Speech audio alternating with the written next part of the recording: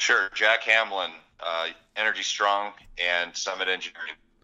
Energy Strong and Summit Engineering, kind of a two-for-one interview here. That's what happens a lot of times when you talk with the experts and leaders in oil and gas. They're also active in the community of industry. So we'll talk about both Summit Engineering and Energy Strong in just a second. But kind of the thing that brought us together here is a golf tournament coming around the pipe. And my understanding is the proceeds are going to go to the nonprofit Energy Strong. So we should probably give a nice plug for the golf tournament. Let people know. A lot of people they look for things to do on Monday, Tuesdays, and Wednesdays during the week. So Mr. Jack Hamlin, how you doing today?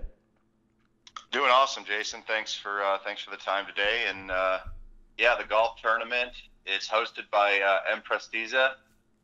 It's the Denver Midstream Classic. And as you mentioned, the proceeds of their tournament revenue will be donated to the nonprofit arm of the Energy Strong group to help advocate and educate for the oil and gas industry. And July 16th is what we're looking at. Okay. And talk to me about Energy Strong. You mentioned you've got a role within Energy Strong. So let's talk about the role that you have in Energy Strong and then the organization. Sure. There's 4 people that we've made a board, and 4 people are kind of officers on that board. And we're running that organization to have 2 components to it. One's going to be a for-profit business where we'll be able to raise funding for local and regional political candidates, run commercials, and then the other side will be the nonprofit arm, as we discussed, to help educate and advocate for the industry. So do things like fundraise for schools, for educational material, any sort of nonprofit activity, and then we're able to kind of switch back and forth between the two. So there's some pretty stringent rules around what you can do with the monies you get. One of them being you can't be a nonprofit and support political candidates. And so from our end, with what's going on in Colorado right now, that's an absolute must. We're kind of getting mopped up right now on the political side.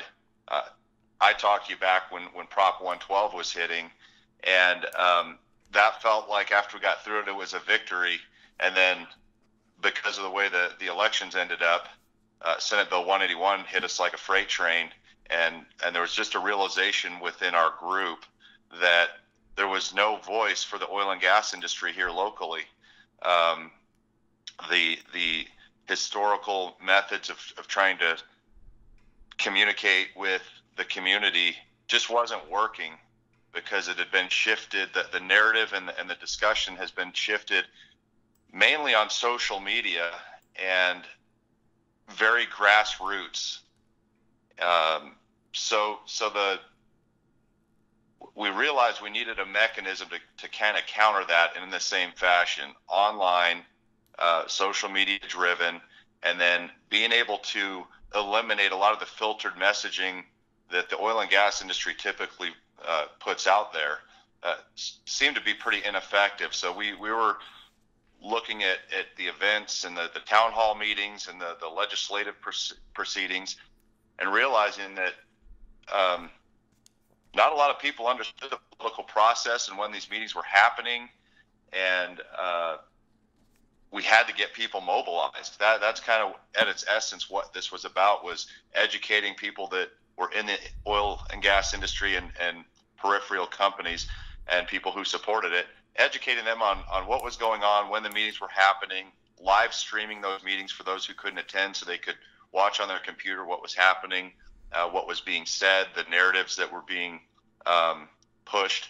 And ultimately, I think what all of us realized was it was alarming to hear what a lot of the community thought about our industry.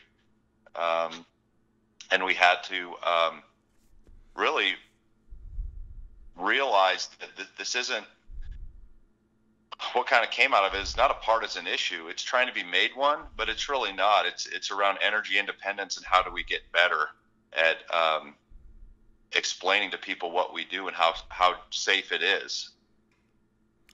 The one thing that the crude life here we've been tracking for a while is the rise of the environmentalism, and we watched it happen in Colorado right before our eyes, and they had a backup plan, which was SB 181. Is that what it's called?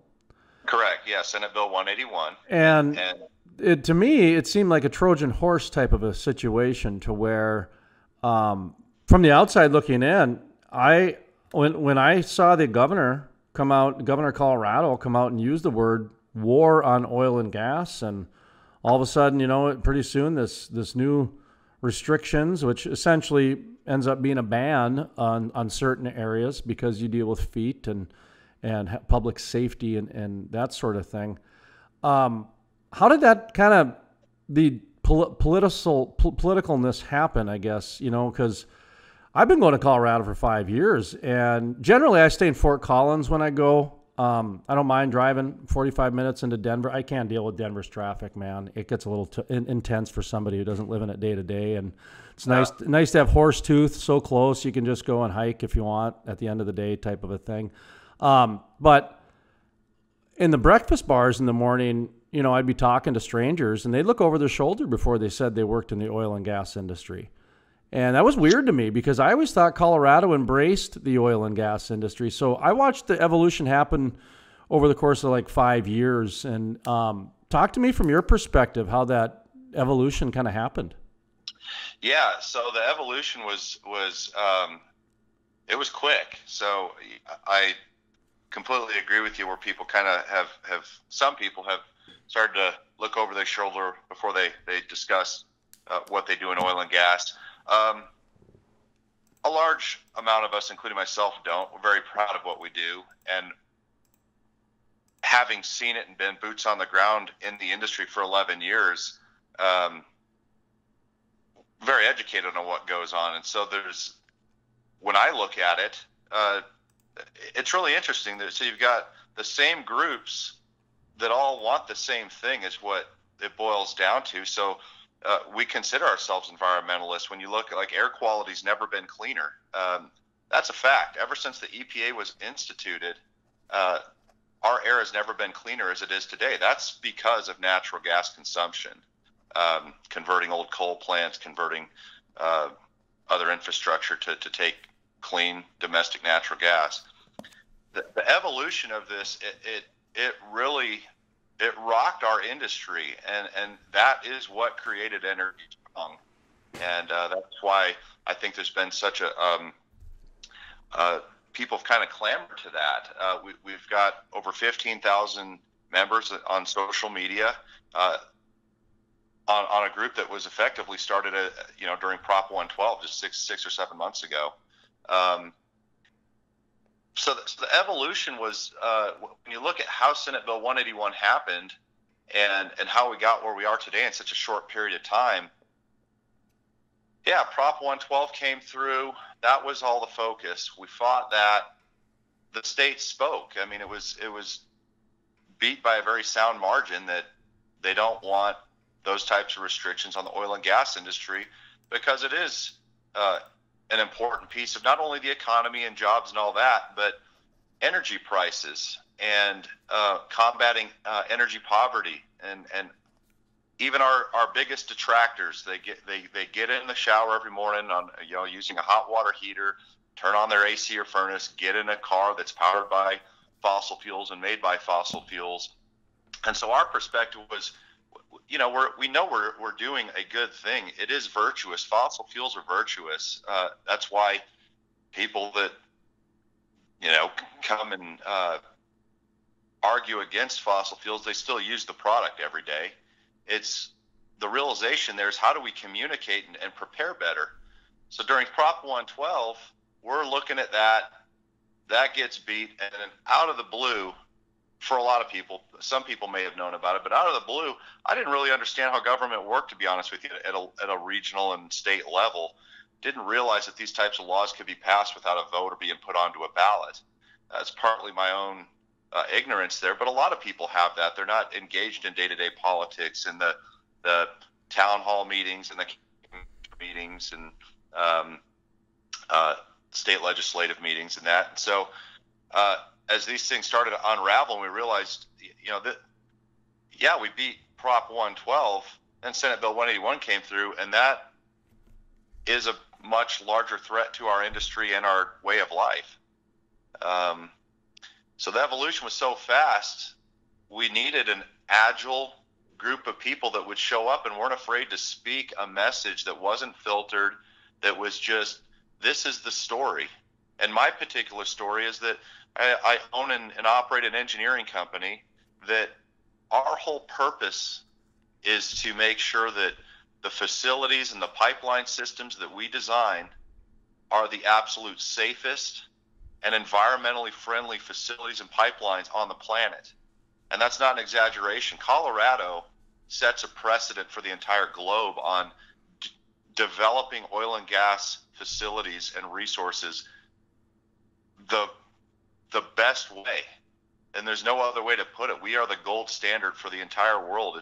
The stuff we build is extremely safe. It's got very low footprint. It's evolving. The amount of technology that's deployed on these facilities and drilling programs and infrastructure, it's unparalleled. And what I've realized is that it's the education piece. Again, going to these town hall meetings and speaking in front of the state legislature, I want to engage the people that think we're evil or that we're not doing good things and understand their perspective so that we can communicate to them in something that makes sense instead of drawing a battle line and everybody lobbing, artillery at each other. That's not going to work here. And at the end of the day, Colorado's unique. We've got communities. You've got communities on top of existing and newfound oil and gas reserves, and they're all competing with, industry and environmentalism. So you've got like this perfect storm of things happening at like this epicenter of one of the largest producing basins in the country. And so you've got people who are who have oil and gas development in their communities, and oil and gas is not doing a good job at communicating what and how they're doing things, in my opinion. And so that's really the problem we need to solve. That's actually the topic I spoke on at the Energy Expo was the paradigm shift that's happened essentially. And I've got this written down for 3 more questions later, but as long as you bring it up, one of my critiques has been that there's been a paradigm shift, and this is no secret. I drop names now: John Gibson from One Oak, Harold Hamm from Continental Resource, James Volker from Whiting Resources, Lee Tillman from Marathon Oil. These people have all been on our program, and they've all said there's been a paradigm shift in the way that oil and gas is done. Hydraulic fracturing, horizontal drilling has created a paradigm shift. And when you step back and when you think about it, okay, that's true from a roughneck standpoint. They're not slinging chains anymore like they were in the old days. From an engineering standpoint, the thing that you said earlier about the cleanest air in the history of the world is true.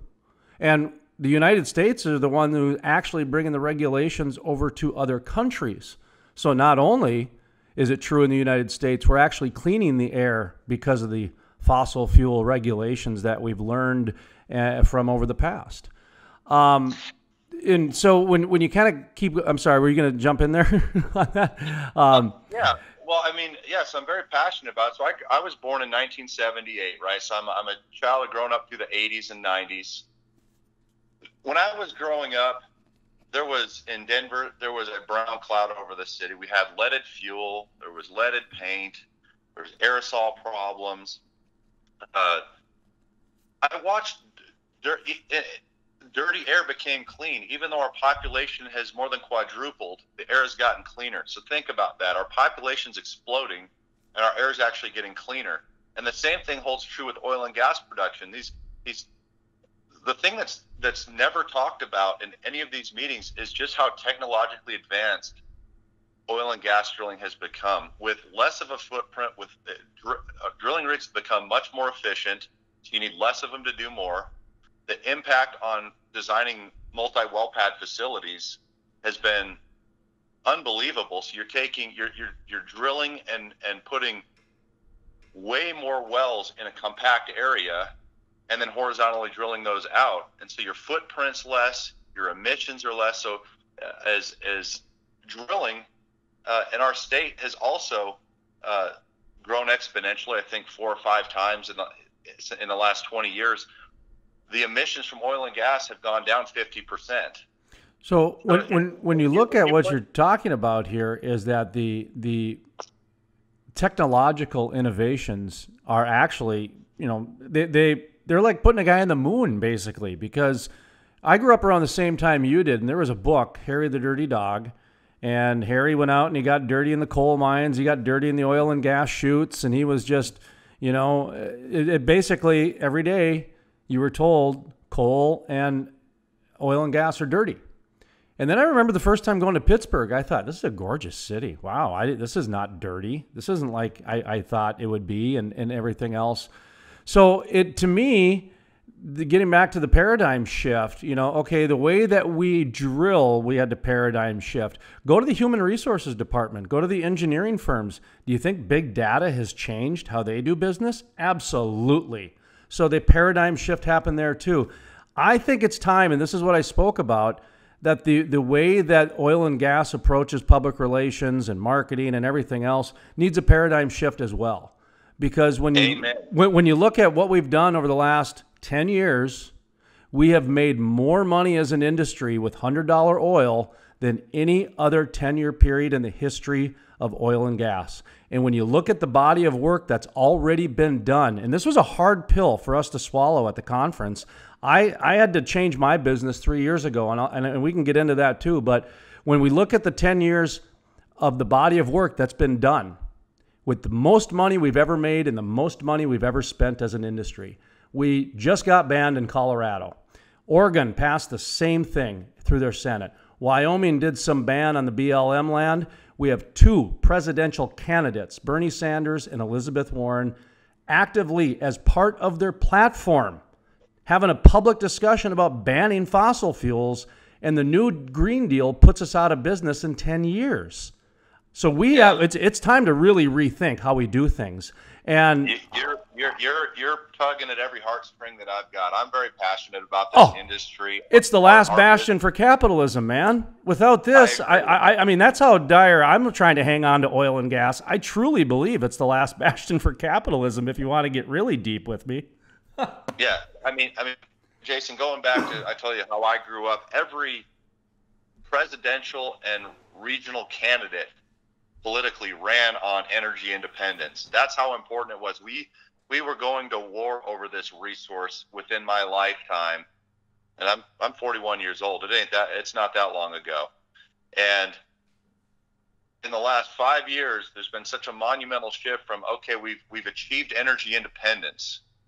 For the most part, we've achieved that energy independence, and now the shift is to not want it or want to use it. It's so abstract.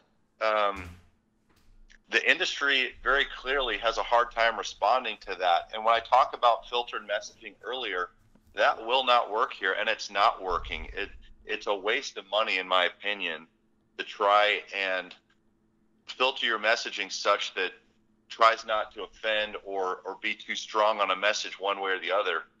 We have a great story to tell in oil and gas, and the people that work in this industry believe that, and the people that use our products every day, they believe that somewhere, or they would not use it. I truly believe that. And so I think it's time, as you said, taking the gloves off is the wrong language, but it's time to just tell our story and stand our ground and really get on the offensive of here's why this product is so great, and really drill down into it's not about jobs. It's not about revenue for a lot of people. It's about how will this impact my daily life? And what is this product? How does this product get to my gas nozzle, my gas meter at my house, my propane tank? How does that get here? That message, we need to engage people at a grassroots level and explain to them what the narrative that's being said, like that book you just said about the dirty dog. It's the same thing. The stuff that I'm hearing in testimony at the Capitol building and in town halls is 100% incorrect. There is not, virtually everything that we're combating right now is anecdotal data, right? Somebody's opinion, they've got a headache, they get nosebleeds. Oh, you're dealing with emotion. Good luck. You're dealing with pure emotion. Good luck. You're not going to beat emotion because you're dealing with somebody's actual experience, which is their emotion. And it doesn't matter if it's any fact behind it. Don't let facts get in the way of things. That's not how. It's not how. I mean, those poor guys up at Meridian, up in Meridian, they're building the cleanest refinery on the planet, right? And we've had their engineering firms on talking about the bends and pipes and explaining, the different things that are being done to make this thing clean and the emissions that are going to be down, yada, yada. They had 10,000 emails sent to the state against them, right? Because they were a refinery.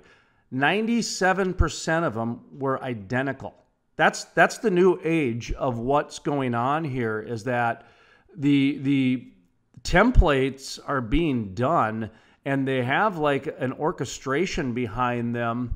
There's lots of coordination. Yeah, and essentially what it's designed to do is it's designed to hemorrhage people out. It's designed to hemorrhage them out and bleed them out, and maybe they'll go out of business or something along those lines. I truly believe that's what it is. Are you familiar with the term? Are you familiar with the term? What was it? Boulder Democrat? Yeah, I mean, I've heard that term thrown around. And that's like kind of, it's an extreme environmentalist is kind of the way I gathered from it. And yet they have a lot of control in the government. Is that? Yeah, I mean, in Colorado, it was used in Colorado. They said basically that the Boulder Democrats got control of the government. Yeah, there's a handful of them from Boulder that are in key positions, including the governor of the state and okay, the speaker of the House, and they're great at coordination and orchestration of these things, and that's where the narrative has been. Our industry needs to combat that. Again, going back, we do a great thing. I penned a letter to the Denver Post, got picked up and published, and that letter was opening the doors of our engineering company, our business, my business, and the oil and gas industry. It is grounded in science and technology. There is more science and technology deployed day to day than any other industry that I can think of outside of aerospace. And I open the doors to the entire community, people that want to just learn more, people that are anti-fossil fuels, so to speak. Come into our office, talk to some of our engineers that are educated right in Boulder, CU Boulder, Colorado School of Mines in Golden. We have local talent here that is among the best in the world. Why not use them to solve this problem instead of legislation that isn't voted on by people, by the people? None of this was put on a ballot, and that's our biggest. I think that's our biggest challenge here, is that we need to engage those people to explain what is going on and how it's being done, and just how safe it is. Our engineering company makes sure of it. The engineering companies in Denver, they all make sure of it. They have the best engineers in the world. Some of the best engineers in the world look over these facilities, soup to nuts, top to bottom, and make sure that every piece and part of that infrastructure meets or exceeds all federal, state, and local standards. The producers and the midstream operators that we deal with, they are stewards of the land. And I get chuckles when I've said that before, but it's the absolute truth. Anytime we're engaged with any client, it's safety first, and everyone's got stop work authority. Their plants and facilities are so clean you could eat off the floor. They're built to be intrinsically safe. They spend millions of dollars engineering facilities to make sure that they're safe, not only from an operation standpoint, but from a standpoint of thinking of all the employees in the facility and the community around the facility, making sure that day-to-day operations are completely safe. So it's going back to the letter I penned. I penned this letter, got picked up. We've opened the doors. We want to engage with the detractors and the community. Hey, help us. Tell us what you think so we can design a better facility. What don't you like about it? Is it zero emissions? Great. We're working on zero emissions facilities. We design zero emissions facilities for our clients. We can do that. It's just a matter of our entire country right now. It's outside of even oil and gas. Feels like it's, if you don't understand it, if you don't like it, ban it. Not in my backyard mentality. Instead of a, come together and let's solve this problem using our talent here in the States. Let's use our local talents to solve these problems. Instead, it feels like kind of the trendy thing to do is just, if you don't like it, ban it. Well, that's where, we've been talking about this for a while, about how ridiculous. In fact, that's why the Crude life went non-political, was because everything was so polarizing. You couldn't even get a Colorado Rockies score on ESPN without them telling you how to feel about the national anthem. It's like, dude, I'm just trying to get some scores, and you guys are doing a half-hour debate on the national anthem, and this is Sports Center. Okay. And then you click the channel. Oh, it's the Kardashians. So it's either Kardashians or extreme polarization. There was like nothing in the middle. And so we found a great little market for people who actually kind of, wanted just some civil discourse and didn't get into the bombastic, sensational nature of the media. And anyway, one of the reasons I brought that up was because, I honestly think what's going on here is really problematic. And the way that they're able to bring it to a platform like they have, to get in the national deal to where we're no longer trying to ban straws anymore. Let's just ban the whole industry. That's where it's getting crazy, because we don't need to get into the PVC pipes and the amount of gas and just the percentage of things that is petroleum products that operate our lives, because we all know that. We've been talking about this on our program for probably 2 years. We've issued a challenge to any environmental group that we would gladly do a civilized debate with them why the energy industry is the leader in saving the earth and the leader in the environmental movement. And we're not kidding. I mean, that's the Orwellian world we live in right now, to where they're trying to, the average environmentalist right now is a texting, trolling, Keurig drinking, point the finger at environmentalist. They're not actually doing much to be a part of the solution. They're actually causing more problems, because cell phones are the number one pollutant on the planet. And between the mining of them, behind the data centers, and the construction and manufacturing and distribution of them, there's not even close second. And so to me, I liked what you said earlier about being progressive. I actually think it's time for oil and gas to become progressive and take control of the narrative again. And enter energy strong, and that's exactly what the mission is. And it's very clearly, and we want to make it just crystal clear that it's a nonpartisan group. We're not the business that I run and operate. It's a very diverse group of people. There's Republicans, Democrats, unaffiliated, anything else you could think of, that we employ them. And I love that. That diversity gives us our strength. Energy strong. Oil and gas should not be a politicized argument. It should not be partisan. That was most of our testimony. The Energy Strong testimony that we gave during Senate Bill 181 here proceedings was watching this bizarre kind of procedure unfold and it being voted on along party lines. And through the whole process, not one single person crossed a party line and changed their vote. And I thought, all these hundreds of hours of testimony showing how safe the industry is, how how well a lot of communities receive it. If you look at Weld County, people are flocking there because of oil and gas development, not in spite of it. And it's all of our testimony was around that. Just should not be this partisan issue. We should be engaging each other to solve these problems.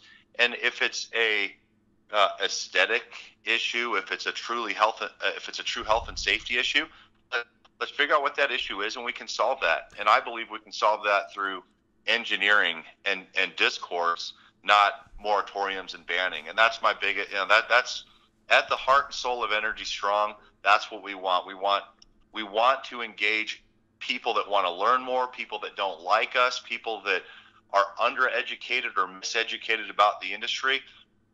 And we want to do it in a way that where we do stand our ground. Yes, we want to understand where people are coming from, even people in Boulder, even the Boulder Democrats. I'm not going to lose a friend over their political affiliation. I want to understand where they're coming from and why do they talk? Why do they have such a loud volume against the industry, but they use our products every day? Why is that? I mean, it's a head-scratching paradox I cannot figure out, but I really want to, and the group that we have at Energy Strong really wants to. It's interesting listening to your story because, one of the things that I've been saying now for probably about 3 months is I've done government affairs for 25 years in the media. And one of the things I can say pretty confidently is that the oil and gas industry for probably the last 20 years has invested more and more and more into government relations. And that really became part of their PR strategy. And there was a time when that really was useful and beneficial, especially on the local level. But over the past, I would say 5 to 8 years, a lot of the politicians, that polarization happened to where everything became a party line. And oil and gas somehow got lumped in with a political party. And the light switch never should be. The gas in your car should never be a political thing at all. And you know that, I know that, everybody knows that deep in their heart. And so when you kind of look at, the politicians really at the end of the day kind of became the oil companies' PR people. What do you make of that statement and observation I just made? It's frustrating. Is there any credibility to that, do you think, or any accuracy? Yeah, absolutely. If you look at it, it's how could something as complex as energy independence and commodities that you consume on a daily basis, how on earth could that be a partisan issue, right? So you've got politicians towing a narrative or a way of discourse that people just buy into, and that's a frustrating part for me. And that I'm an unaffiliated voter. I'm too fluid in so many things that I can't wrap my head around that. So that's where it gets frustrating. What I look at is, man, the American consumer, the average American citizen, it seems like the short-term memory is just not there when it comes to day-to-day life. I remember back 4 or 5 years ago when gasoline got to like $4.30 a gallon or something like that, and it was on the verge of Mad Max out here. They were talking about repealing the gas tax to help lower-income families, and at the end of the day, that's who this impacts, right? I grew up in a fairly poor household. I grew up with a single mom that had to make choices on which bills to pay. Do we pay the gas bill or do we put gasoline in the car? And if gasoline was expensive, we walked to school. These were impacts that I had in my life. And when I look at my friends and people in my community, if as you ban things and put moratoriums and we lose this just unbelievable jewel of energy independence, if we lose that and just throw that away, it's consumers, it's every citizen in this country that gets impacted. We're not going to stop using fossil fuels anytime soon. We just become beholden to the same regimes that caused us to get the energy independence in the first place. So then we're going back to being hostage to a foreign nation to supply us our energy. It's a strange thing to understand to me that anyone, regardless of political affiliation, wants to throw away and squander such an unbelievable accomplishment. I think we live in such a crazy time right now because, I'm in the media, and I've got to call the media out too and say, just the simple fact that they would give somebody like Bernie Sanders or Elizabeth Warren airtime now after they would come out and say, I'm going to ban fracking as part of my platform. To me, that if you actually believe, and I'm not being political, this is the problem with what's happened with oil and gas and energy. It's political, so you got to put a disclaimer in there. But at the end of the day, if you really believe somebody's going to ban fossil fuels, that is a legitimate fringe candidate. That is actual craziness, because it would send the society back so far. And the media has gotten really lazy on it too, because they should be calling these guys out, and they should be doing some things like that. And they don't, they pander into it and get the low hanging fruit, just like the politicians have done too. So it's really kind of been a 1-2 punch. And that's one of the reasons we changed ours. And, and at that conference, I said, it doesn't mean we're going to make things new overnight, but at least it's a step in the right direction. It's being proactive. For a lot of on our radio programs, we use local artists, local musicians for our bumper music. And now we've got musicians promoting oil and gas instead of protesting against it. And again, it's not going to change the industry overnight, but at least it's a step in the right direction. And so talk to me a little bit about how it's hard to say you're proactive, because, it's you got to go out and do things, and you got to set the narrative, and you got to take control again. And that takes time. You know what I mean? So are you currently planning anything proactive? What's kind of some steps to become proactive? Because it's easier said than done. And I know you mentioned that, that's kind of one of your missions and goals, is to get Colorado strong, to be proactive again. I'll give you an example. One of the things that we are being proactive on, and this goes against probably the industry, but we actually use the word horizontal flushing. We don't use horizontal fracking and fracturing anymore, because fracking is a really bad word.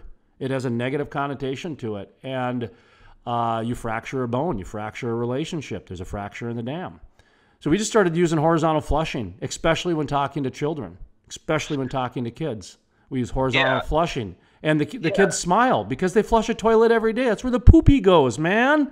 Fracturing, man, you got to go to the hospital. It's a different mindset. So, our environmental champ, Johnny Green, who loves oil and gas, that's what he was down in Minnesota cleaning lakes with a blue state, promoting oil and gas, getting pictures, part of the 4th of July parade in Earhart, Minnesota, with Minneapolis people, the third most liberal state. I just looked online, so we're doing that type of thing, trying to be a little bit proactive with, some little steps.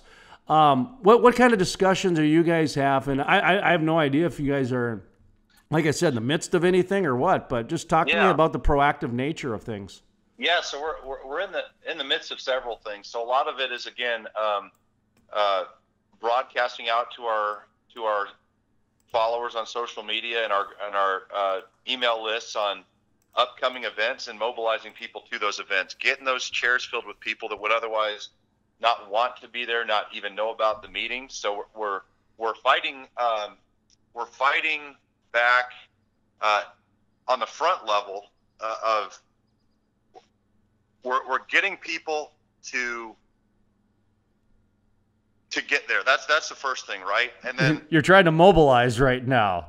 So we're mobilizing, but we're also getting some messaging out there. So a big push for us right now is giving people the talking points of within the industry, the good things, how much emissions have gone down, how much, like I mentioned earlier, how drilling's increased, but the footprint and the actual emissions have gone down, how natural gas has transformed our entire, the way we generate power, and the emissions decrease from it, the potential there to decrease emissions worldwide.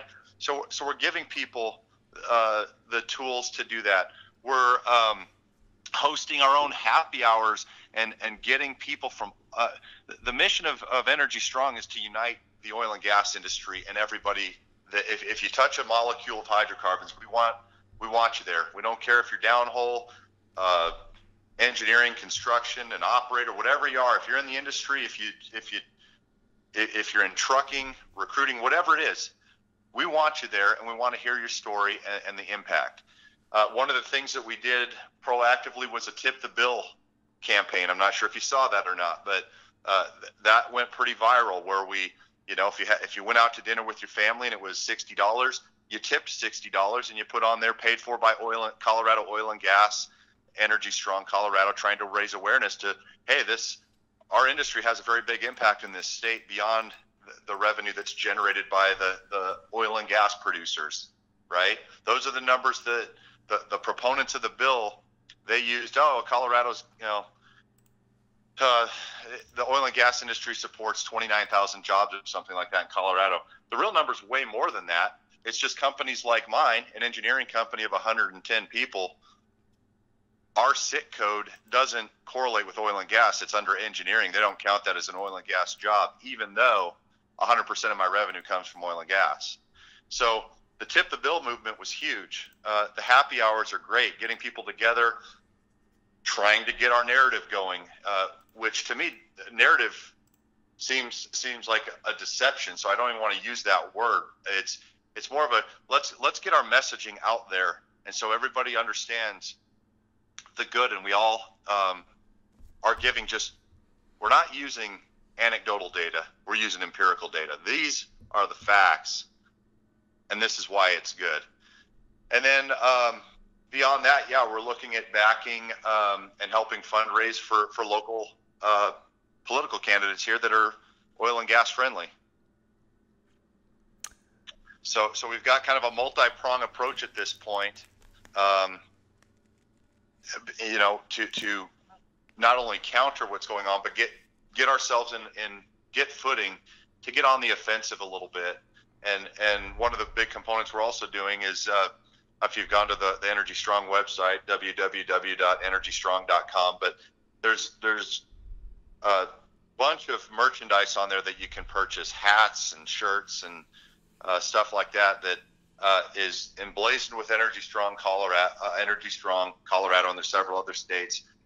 Those articles of clothing, those hats, are good discussion starters, both pro and against. I mean, I've worn it around, and people say, "Oh, great, where do you work?" "Oh, I work for so-and-so," and we have a great discussion. And then other people kind of look at you sideways, and you get into a discussion with them, and it's a very what's interesting is when you get people outside of a group or some sort of like mass hysteria type of deal, where it's like down at the Capitol, where it's like a big side, they call them, for and against. When you get them one-on-one and you can have a lucid discussion, it's positive both ways. I get to understand their perspective, and they get to understand some facts about the oil and gas industry. So the merchandise that we're selling, the proceeds roll right back into it. We're not, we don't make any money on that stuff. That goes right back into new logo development, new merchandise development, and the sole reason around that is to get Colorado oil and gas visibility as far as we can get it, right? And so, the hats look cool. The logo development, it incorporates pieces of every state, and that's been really successful. So those are the kind of things we're doing as an Energy Strong group. And really, I don't see. That's been kind of the real frustrating part, Jason, is that our industry in Colorado, it seems like they're on the defensive, kind of wait for the dust to settle in the next election cycle. Meanwhile, you've got tens of thousands of people that could be a consequence to inaction if we don't do something. All of this stuff funnels back into, we know that the industry that we're in and the jobs that we do are virtuous, that they create prosperity for people, that they save lives. They don't ruin lives. The health and safety component, here's a good perspective for you, right? So as we were going through Senate Bill 181, and they're talking, the sponsors of the bill are talking about health and safety and environment. The environment will kill you. Okay, the environment is not this nice, friendly, stable thing. You'll freeze to death. You'll die of thirst. Oil and gas has brought all those things to where we're able to have heat and AC, clean water, clean air. What was really interesting during Senate Bill 181 is during the proceedings, a blizzard came through Colorado. Right? It was almost you couldn't write a script any better in my opinion. So they're talking about health and safety, and then a blizzard hits, and I'm thinking, thank God I've got oil and gas. I've got a natural gas pipeline coming to my house where I can turn on the fireplace in the furnace. And if I had solar panels on my roof, they'd be covered in 2 feet of snow and I'd freeze to death. I mean, that's where I was at in my head. And I thought it was kind of a light bulb went off, and it wasn't that oil and gas, it creates a safe environment. You're able to get out of the heat. You're able to get out of the cold. You're able to have clean water in your house and to keep your family safe. You're able to get into a car or on a bus or onto a motorcycle or whatever and drive to the hospital if you're sick. And that hospital runs on a grid that is, the majority of it comes from fossil fuels. So when you look at it holistically, it's a no-brainer. It might feel good to some people to say fossil fuels are bad and they lump all these coal and natural gas and oil and everything else into one big bucket, but it is not the right thing to do. Oil and gas saves lives. It creates a wonderful world for everybody to get in an airplane, go see another culture, to heat your home, to turn on your tap and have clean water. All of that stuff comes from fossil fuels, whether you like it or not. That's what it is. And at the end of the day, the cool thing about the group at Energy Strong, we're not anti-renewables. We're not anti-anything. We're pro oil and gas, but there's nobody here suppressing solar technology or anything else. If you believe in solar and wind, go use it. That'd be great. Better on you. The real interesting paradigm I'm faced with is the people that have approached us and been kind of against our industry use it every day. And I go back to it all the time, but I think it's not in my backyard thinking, which is just a very elitist viewpoint that I can't wrap my head around. I'm trying to, but hey, if you don't like our products, this is a simple supply and demand thing. We're not producing oil and gas to not be used. It's because it gets consumed, we produce it. If somebody thinks that renewables are virtuous, hey, you shouldn't need the government to force you to use those things and other people to use those things. Let the market do its thing. When you say the last bastion of capitalism, absolutely. Basic supply and demand economics here. If renewables were virtuous and safer and cleaner, everyone would use them. But they're not. They're not reliable. Here's an interesting statistic for you. So you talk about oil and gas is one of the safest, as you probably know and the listeners know, it's one of the safest industries on the planet, right? So both from an internal and external perspective, and what I mean by that is it's safe for all the employees that work in it, whether you're in a plant or in a pipeline or in an office. It's one of the safest industries on the planet. And externally, when you look at any other industrial operation, it's extremely safe. So when I was testifying in front of the state representatives here, solar panels, I found this study in California where it showed there was about 50 deaths per 1.5 million roof installs of solar. I'll say that again, 50 deaths for every 1.5 million roof installs. Why is that? That's because roofing is very unsafe, and that's where these solar panels go. if 50 people died for every 1.5 million cubic feet of natural gas produced, our industry, it would be mass hysteria. But so on that note, let me ask you this question. Jack Hamlin with Summit Engineering. I'm looking at the clock, so we're going to be winding down here in the next 10 minutes or so. But as long as we got down this path, one of the conversations we're having on our program is, what would a world look like if, take solar and wind, who have received subsidies for 40 years and really a lot of subsidies for 20 years.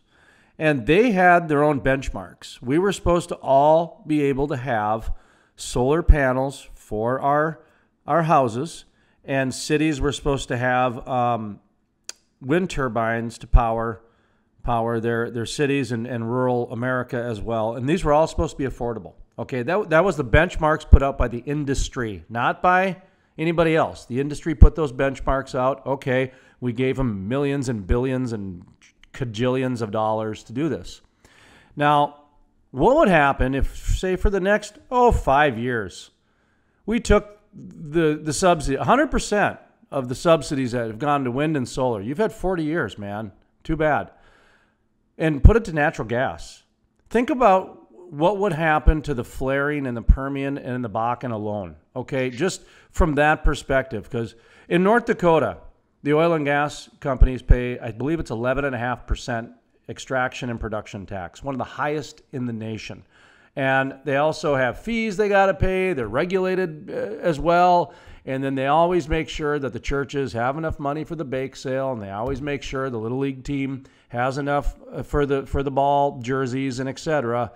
Sometimes they just don't have enough for the research and development. So imagine if these crazy guys that are sleeping on, these are people you work with, I would imagine. If you're in engineering, you know what I'm talking about. These natural gas, smart, clever capitalists that are investing all of their fortune, all their family's money to try and solve a problem that is really actually probably solvable. Do you know what I mean by that? What would a world look like if we shifted those subsidies to natural gas?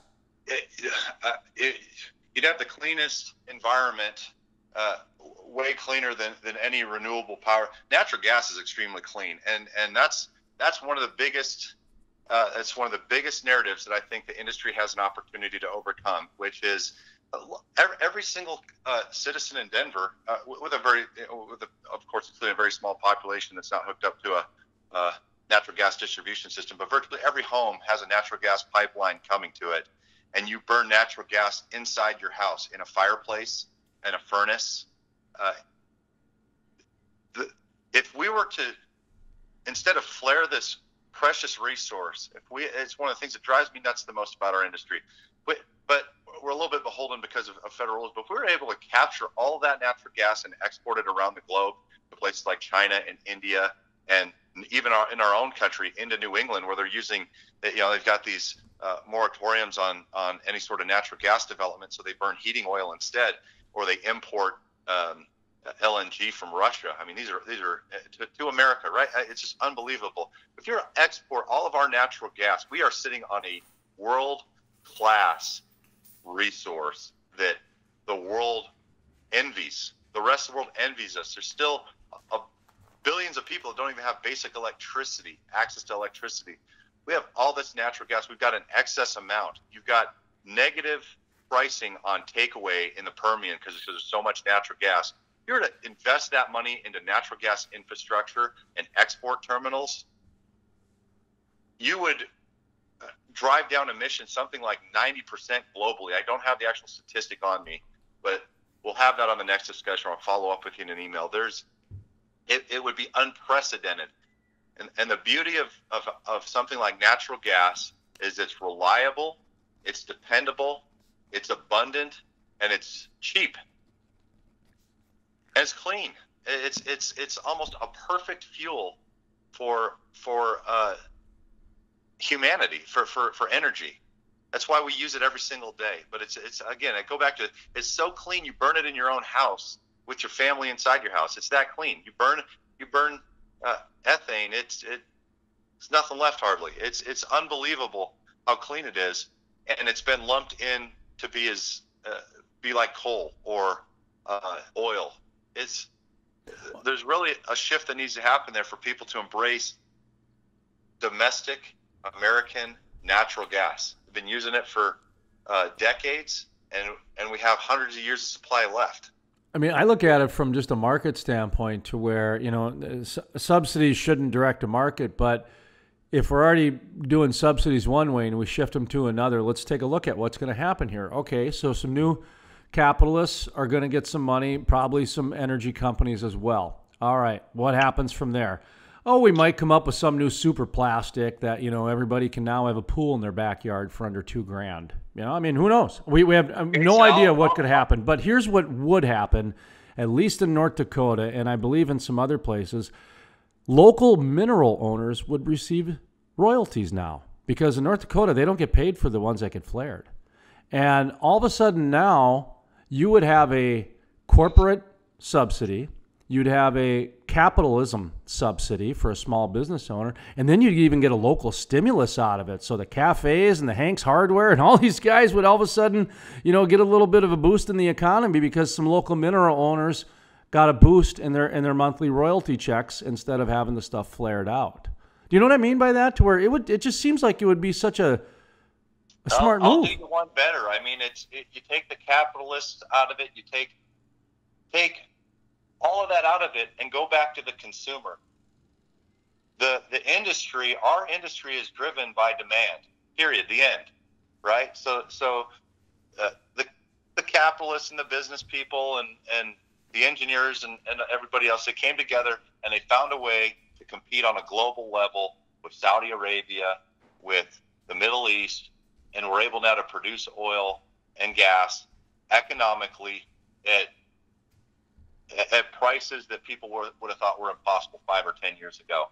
But you take all the capitalists, all that out of it, and look at the consumer. If I go back to this, if a consumer is anti-fossil fuels, great, stop using our products. Stop using our products and the problem will solve itself. We do not need government intervention to force people to use a product that a small elite group of people feel is virtuous. And that's where we're at.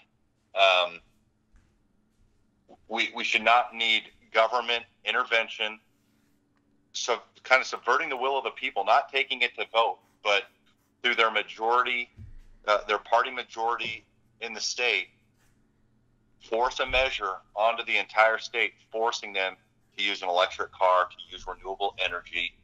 I don't want renewable energy. I don't want an electric car. That's what it boils down to. If somebody does and the masses decide that, fine, but that's not what's happening here. You've got government forcing people and forcing fossil fuels out for something that people don't want. It's that simple. If they wanted it, it would win, right? I mean, supply and demand. Again, going back to basic economics, if people wanted renewables, they would have renewables, and oil and gas would lose. Or it would just, in spite of all those subsidies, in spite of 40 years of development, there hasn't been tremendous gains in power generation. It's a backup system. It's well, even that's a little bit Orwellian too, because the word renewable, they don't include hydro and they don't include nuclear, which are renewable. And I think it's Representative James Cook, minority leader in Colorado. He pointed that out to me, that really this renewable thing actually should be called preferred energy, because again, hydro is renewable, so is nuclear, and they're not included in this new thing. And the other thing needs to be pointed out too is what happened in Germany. There is a test market for this. And Germany's energy bills went up 4 to 5 times what they started out to be, and they just had to fire up the coal plants last month, because it can't handle it. The renewables just can't do it. And Germany's not a big, it's the size of North Dakota, maybe North Dakota and part of South Dakota. Geographically speaking, Germany is not a large country compared to the United States. So, and really solar, what have they done? They've been able to give us technology that's affordable to charge our cell phones, to go camping. But they don't have a car. They don't have solar panels that can, generate a positive gain on houses yet. The biggest thing there is just unreliable. You can't depend on solar. No. There's no way to store that energy. What if the sun's not shining? What do we do in Colorado in the wintertime? We get a lot of snow here. Yeah, and you got to clean them. What do we do if there's snow on our roof where the solar panels are? And beyond that, Jason, it goes back to Energy Strong. Me personally, a lot of the people that I know that are in the industry, no one is actively anti-renewables, right? So that's the big differentiator. I don't want a law forcing people to use fossil fuels. I don't want a law on the books forcing people to use renewables. I want people to decide what they want to use and let the market decide. And that's where our biggest with the Energy Strong thing and all that. It's tough to watch, and in my opinion, it's completely immoral and unethical to be forcing people to use a product that they feel is virtuous, but when you actually boil it down and look at the data, it's not any better for the environment. In some cases, it's worse, and it's way more expensive, and it's unreliable. Domestic natural gas and energy independence is the linchpin to the prosperity that our society has. Access to affordable, abundant energy drives everything else. Your quality of life, the economy, recreation, everything you do is touched by fossil fuels. And we can do it. The industry has proactively gotten cleaner. It's gotten better. We've worked in Colorado with the COGCC for decades to institute leading edge regulation on our own industry to make sure that we're doing things the best and cleanest way possible. Is there still work to be done? Absolutely. We want to, again, and the purpose of Energy Strong is to engage those communities, engage the industry and the communities together to find solutions to problems that we can solve, not ban things, not force people to use stuff they don't want. And that is at its essence what it's about. Yeah, all right. We better wrap up here. A little summary of Energy Strong, how people can donate, support, and buy some merchandise, sir. Sure. www.energystrong.com would be the best place for information on our mission, latest merchandise, industry news, our Facebook page, Energy Strong. Look it up. We've also got several states that have sub-chapters, and we've got a presence on Instagram and LinkedIn. So huge social media following. We're at a lot of local and regional events here in Colorado and across the country. And if you're interested, go ahead and head to our website. There's an email link there. Email one of us, and we'll find a way to get you involved. And Jason, appreciate the time and all you do for the industry.